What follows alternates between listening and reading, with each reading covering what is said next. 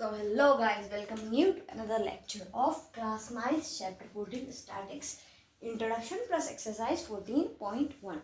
Okay, so statistics we are studying it from like previous classes, right?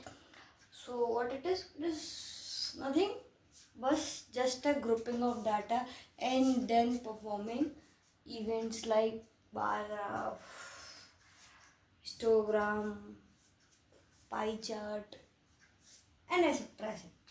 Telemarks, and etc. Right? So, what is data? Data is nothing but collection of information. Collection of information. Information. What is information? Information can be anything, right? Anything. Anything like suppose you are studying in class 9th, A, B, C, D, E, F, G, whatever, and that you need to think of your class, how many there are number of class. Let us थोड़ा बड़ा example लेते हैं ना. Let us think of something big. Like you need to search on a school basis, like कितने classes के कितने sections हैं, how many classes are there of sections of each, how many sections are there of each classes, right? So data is nothing but collection of information. अगर आप school में हो तो आप अपने स्कूल का डाटा ले सकते हो, या फिर अपनी क्लास में हो तो क्लास का डाटा ले सकते हो, या फिर जैसे स्कूल होता है तो वो स्टूडेंट्स का डाटा ले सकता है, एक टीचर्स का डाटा लगता है, एक वहाँ पे जो स्टाफ काम करता है उसका, और एक जो थोड़ा लोअर लेवल का स्टाफ होता है उनका भी डाटा लगता है ना. तो मेनली, और एक थोड़ा डायरेक्टर बोर्ड भी आ जाता है ना. अब अपने घर पे आते हैं, फैमिली में किसका डाटा रहता है? फैमिली में डाटा रहता है हम हैं और हमारे कितने घर में मेंबर्स हैं. ये सारा डाटा कलेक्टिवली किसके पास रहता है? सबका कलेक्टिवली डाटा गवर्नमेंट के पास रहता है. हाँ भाई, इस स्टेट में, सिटी में इतने स्कूल हैं, इतने बच्चे हैं, बिखरे हुए है ना. तो बस कलेक्शन कुछ नहीं, कुछ भी, ये तो डाटा हो गया. और किसी चीज़ का, आपके पास कितनी ब्लू पेंसिल है उसका, आपके पास कितने ब्लैक पेन है उसका, आपके पास कितनी मतलब ये पेन होता है इनमें से रिफिल हटा दी, कितने हॉलो पेन्स हैं रिफिल हटा के, है ना. तो आप महीने में कितने पेन यूज़, कुछ भी हो सकता है. आपके पास कितने लैपटॉप्स हैं, पूरी क्लास में कंबाइंड किसके पास लैपटॉप है नहीं है, कुछ भी डाटा हो सकता है. आपके पास कलेक्टिवली कितने मेडल्स हैं, बहुत सारे. Information can be anything. अगर आप कोई दुकान चलाते हो तो आपके में इस पार्ट के कितने वो हैं, कितने इस पार्ट के कितने हमारे पास ऑब्जेक्ट हैं, मतलब अगर रिपेयर करने के लिए आज में आ जाते हैं तो हमारे पास कितने इसके पार्ट्स हैं, है ना. सब पार्ट्स हैं जो रिपेयर हो जाए. सो data can be majorly classified into two parts. Data can be majorly classified into two parts. सबसे पहले प्राइमरी डाटा और दूसरा सेकेंडरी डाटा. दूसरा क्या आ जाएगा आपका? दूसरा आ जाएगा आपके पास secondary data. Now what is primary data? Primary data is nothing but, जैसे आप अपनी क्लास में गए, आपने सबसे इंडिविजुअल से, ये जो नई क्लास है, आपने इंडिविजुअल से उसका नेम पूछा, उसकी एज पूछी, उसका हाइट पूछा, उसको मम्मी का नाम पूछा, उसका पापा का नाम पूछा, है ना. और भी बहुत सारी चीज़ें नहीं भी पूछी तो बस ये पूछा उसका नाम, हाइट और वेट, और हाइट, नेम, वेट, ये चीज़ पूछ ली, है ना. तो एक एक करके गए, क्या गया? एक एक करके गए. तो ये किस डाटा में आ गया? ये आएगा प्राइमरी डाटा में, मतलब आप एक एक करके पूछ रहे हो. सेकेंडरी डाटा में क्या आएगा? सेकेंडरी डाटा में सिंपली ये चीज़ें आएंगी कि आप एक एक करके जाके नहीं पूछ रहे हो.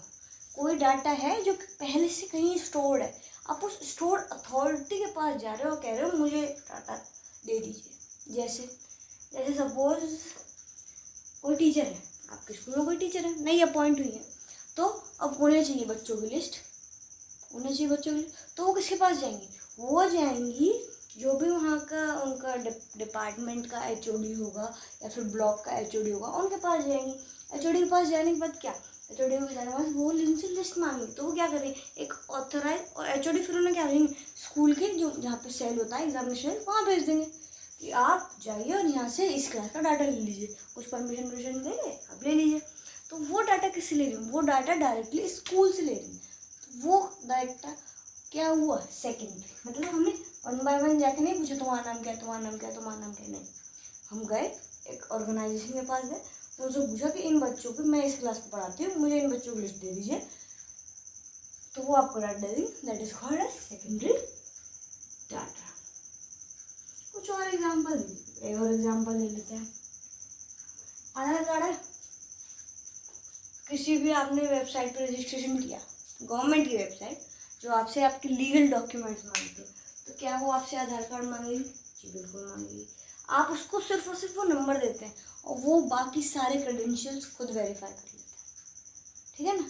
जैसे कि बहुत अच्छा एग्जाम्पल है डिजी लॉकर, आप बस उसको एक नंबर देंगे, वो सारी चीज़ें अगर आपका होगा, वेरीफाई होगा, तो वो सब चीज़ आपको खुद दे देगा। तो उससे आपने खुद का डाटा फैच कर लिया, आप किसी और का नहीं कर सकते ना।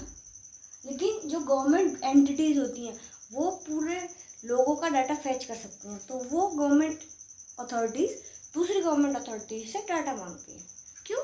सब वेरियस वर्क प्रोसेस, वो आता है सेकेंडरी डाटा में। 1 बाय 1 तो नहीं लेती, ठीक है, और प्राइमरी डाटा में होता है। अब आते हैं एक्सरसाइज 14.1 में। बहुत आसान है, बहुत आसान। स्ट्रेटेजी में आपके नंबर ऐसे आएंगे, ऐसे। तो आप सभी के पास बुक होगी।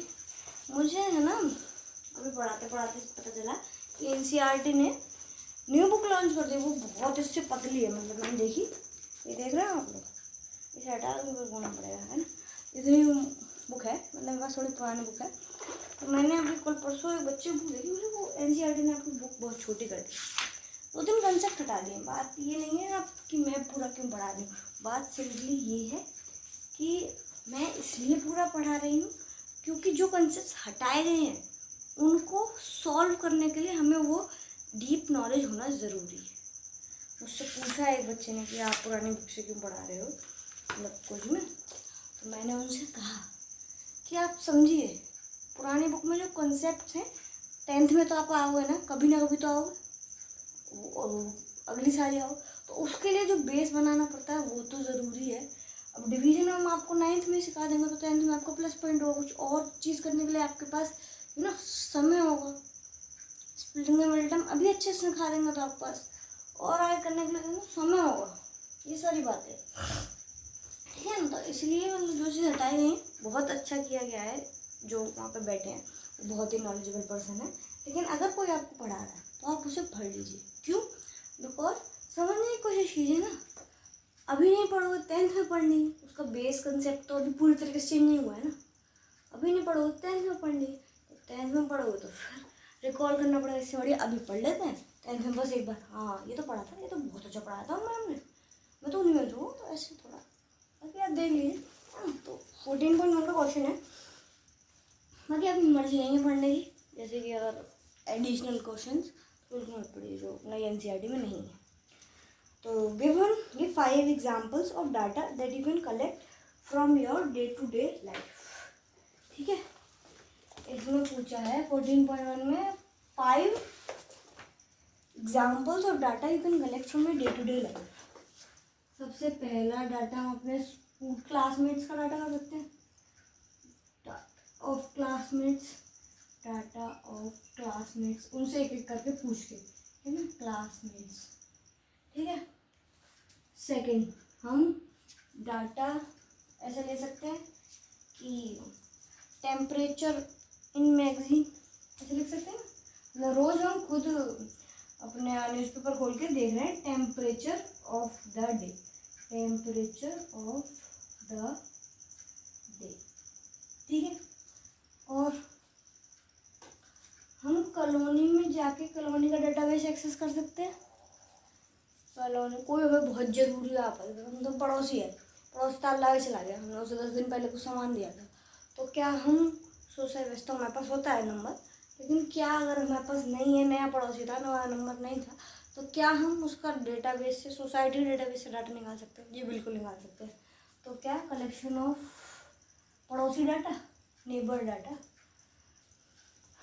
तो क्या लिखेंगे, ऐसे लिख देंगे collection of neighbours address, neighbours phone number, सबका डेटाबेस होता है नेबर्स।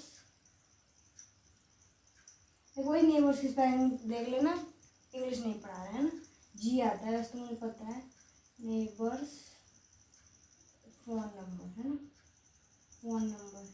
अगर और एक चीज़ और देखते हैं, अगर आपके मतलब आप जिस फ्यूचर में कहीं लगेंगे या फिर कोई भी, पहले टाइम में फ़ोन वाली डिक्शनरी चलती थी, अब तो भाई बहुत कम हो गई एकदम नेगलेक्ट, मतलब आपको सब कुछ ऑनलाइन मिल जाता है। लेकिन पहले टाइम में फ़ोन वाली डिक्शनरी चलती थी, और 2-3 बड़े इंस्टीट्यूट हैं जैसे कि लॉयर वॉयर, इसमें अभी भी चलती है। इसमें क्या होता है कि सब लॉयर्स का डिस्ट्रिक्ट वाइज चलती है, उसका बायोडाटा होता है, और आपको जिसको कॉन्टेक्ट करना हो आप कर सकते हैं, और कभी आपका केस वेस का पूछ पड़े तो वो क्या हो जाएगा, वो भी एक तरह से हो जाएगा कलेक्शन ऑफ, मतलब हम अगर उस बुक से वो डाटा उठा रहे हैं, बहुत से इंस्टीट्यूट की बुक छपती है कि इनका कॉन्टैक्ट और इनको कॉन्टैक्ट और इनको कॉन्टैक्ट, बहुत से वेबसाइट्स पे डाटा होता है कि contact this for this purpose, contact this faculty for this purpose, website से बहुत लोग दे देते हैं डाटा। तो चौथे में क्या आ जाएगा, collection of data from law magazine, law journal कह देंगे, लॉ मैगजीन कह देंगे, मैगजीन है ना, मतलब बड़े इंस्टीट्यूट अपने पब्लिश करने के लिए इसलिए पब्लिश करते हैं तो उनका प्रमोशन हो, और यही कि सबके डाटा सबके पास हो, मतलब इन्फॉर्मेशन का, मतलब कभी किसी को चाहिए हो तो वो ना पड़े। 5 डाटा आप बताइए, थोड़ा सोचिए, आप बताइए, कुछ भी हो सकता है ना डाटा तो ऐसे कर देंगे, number of blue and black pen at my home, मेरे पास तो बहुत सारे हैं है ना, तो ऐसे कर देंगे, number of blue and black pen at my home, black pen at my home है ना। तो ये हो गया 5 डाटा। क्वेश्चन नंबर 2 पे आते हैं, classify the data in Q1 above as primary और सेकेंडरी। ठीक है, मतलब प्राइमरी डाटा है या सेकेंडरी डाटा है, बताओ। तो डाटा क्लासमेट हमने क्या जब कलेक्ट किया, 1 by 1 जब कलेक्ट किया तो क्या है, प्राइमरी। ठीक है, temperature of the day magazine में से रोज कलेक्ट किया तो क्या है, प्राइमरी। क्या टेम्परेचर वाला सेकेंडरी भी हो सकता है, बिल्कुल हो सकता है, अगर हम उसे किसी वेबसाइट से प्रीवियस का उठाए, मतलब आगे का तो प्रिडिक्ट कर सकता है, और प्रीवियस डाटा वेबसाइट से उठाए तो ये क्या हो सकता है, तो ये सेकेंडरी भी हो सकता है, लेकिन हमारे केस में प्राइमरी है। डाटा क्लासमेट्स वो भी सेकेंडरी हो सकता है, लेकिन अगर कोई टीचर से ले, हम एक एक करके लेते हैं तो हमारे लिए प्राइमरी है। Collection of neighbours phone number, ये हमने उस बुक में से उठाया, सोसाइटी की जनरल में से, तो ये क्या है, ये सेकेंडरी डाटा है, पूछने नहीं गया किसी से। चौथा, collection of data from law magazine, ये भी हमारे पास सेकेंडरी डाटा, एक एक करके नहीं पूछा, ठीक है, secondary data. 5th, number of blue and black pen at my home. ठीक है, तो ये मुझे पता है मेरा डाटा है, तो मैंने ऑब्वियसली गिने होंगे, तो मैं 1-1 करके देखा मैंने, पेन कौन सा है, हाँ जी ये ब्लू है, हाँ जी इधर रखो, ये ब्लैक है इधर रखो, तो ये क्या है इसमें, यह है प्राइमरी डाटा, ठीक है, प्राइमरी डाटा। तो thanks for watching. If you like the content don't not forget to like share and subscribe. अच्छा ये रोज रोज क्यों कहते हैं लाइक शेयर एंड सब्सक्राइब, अच्छा लगता है, और कुछ नहीं, मतलब थोड़ा 1-2 लाइक आ जाए, 1-2 कमेंट आ जाए तो ऐसा लगता है, वही किसने मतलब लिख दिया ना, this made my day, this video में, तो वही बहुत अच्छा लगता है। तो आपकी मर्जी है, वैसे लाइक कमेंट शेयर करने, अगर मन हो तो लाइक शेयर कर, लाइक कमेंट शेयर जरूर करें, है ना। और आपको अगर पूरी क्लास 9th की प्लेलिस्ट देखनी है तो इधर क्लिक करें, और अगर आपको इसी स्टैटिक्स का दूसरा चैप्टर देखना है तो इधर क्लिक करें। Thank you, catch you up in the next one, bye bye, tata, see you.